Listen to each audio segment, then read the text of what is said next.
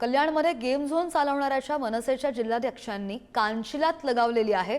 Game झोनमध्ये शाळा बुडवून विद्यार्थी येत असल्याचं समोर आलं आणि या संदर्भात मनसे जिल्हाध्यक्ष उल्हास भोईर यांनी जाब विचारला।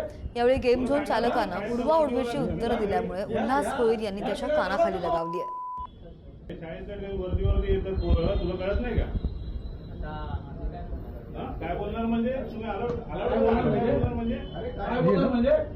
तुला सांगायला आईच्या पर्समधून 500 रुपये आणले, नंतर आईची पर्स मिळाली नाही म्हणून वडिलांच्या खिशातून पर्स आणले, पैसे आणले, त्याच्यानंतर दोन्हीकडनं मिळाले नाही तर त्यांनी साठवलेला जो पैसा होता, जो गल्ला असतो लहान मुलांचा, तो फोडला आणि ह्या गेम झोनमध्ये इथं 2 ते 3 हजार रुपये हरलेला आहे। आम्हाला जशी सूचना कळाली, जे पालक जेव्हा आल्या त्यानंतर आम्ही इथं आलेलो आहे, ह्याला आमच्या पद्धतीने आम्ही समजवलेलं आहे की शाळेच्या गणवेशावर जर विद्यार्थी आला तर त्याला इथं एंट्री देऊ नका, ही पहिली आणि शेवटची वॉर्निंग देतोय। नाहीतर जर पुन्हा असा प्रकार घडला तर हे फोडल्याशिवाय आम्ही राहणार नाही।